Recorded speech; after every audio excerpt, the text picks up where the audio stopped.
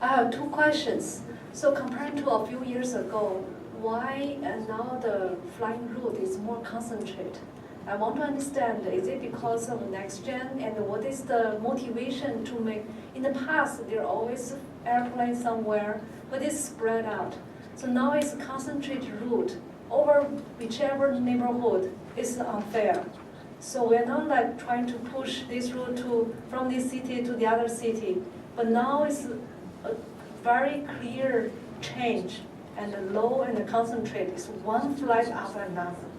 So my question is, first, what is motivation to make the flying route be so concentrated? My second question is there a way that by designing the flying space and so on to help spread out the traffic? Because now the traffic, there will be more people flying. Can we spread out? And that may be helpful. So you definitely hit on I think, one of the big known issues about NextGen. Now, NextGen was congressionally mandated, and why it is, there are a multitude of reasons, but one thing is that it goes to satellite, it goes to GPS-based versus ground-based navigational aids that were built in the 50s. Most of them were built in the 50s, and they're at the end of their life. So the Congress mandated that the FAA start to use next generation, and in fact our country, we were proud of that as a country, that we were going to go to next generation navigation. It was a known issue that it would concentrate these lines, but known by everyone and known by the affected people. I get your point, but that is part of the problem of the navigation, is that it's very precise. From an air traffic perspective, that is a good thing. And from you as a flying public, that is a good thing, because we know exactly where you are, and it improves safety. From your perspective, it's not a good thing, and it does cause a problem, because now when you shift it, you are just literally shifting it over to someone else's house. So is there an answer for, can we disperse it out again? I don't really have it, I don't know.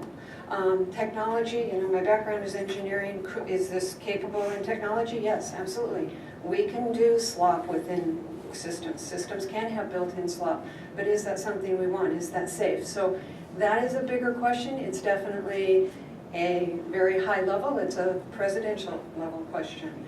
So you don't. It's not only concentrated, but low, so much lower than before. So I don't want to say it is or isn't lower. That's not been my experience with the arrivals, that they are lower, but I am sure that in some areas they are. So I don't want to say you're wrong on that. But I do know that published procedures, Menlo being one of them, has been 4 for a long time. There's also procedures where Menlo's at 5, and so I think that maybe it's, again, how much we're using one over the other. I don't. This might be a derail of the conversation, but in the San Jose airport talk, folks from San Jose told us that nothing has changed, but this, new. They didn't say next gen, but new technology. So this highly condensed and concentrated corridor we under, plus how low it is from San Jose South Flow, really killed us. We can see the airplane so clearly. It's scary. So I see, and that is a good example of, yes, they're probably lower because they are landing and they are making that turn and they need to land, but they are. And I think the concentration even there, because even then, before we had that RNAV, that approach, that was a downwind, and we used that same altitude. 3,000 feet was very common in that same area, but it wasn't concentrated. So, again, I think we have one last person that would like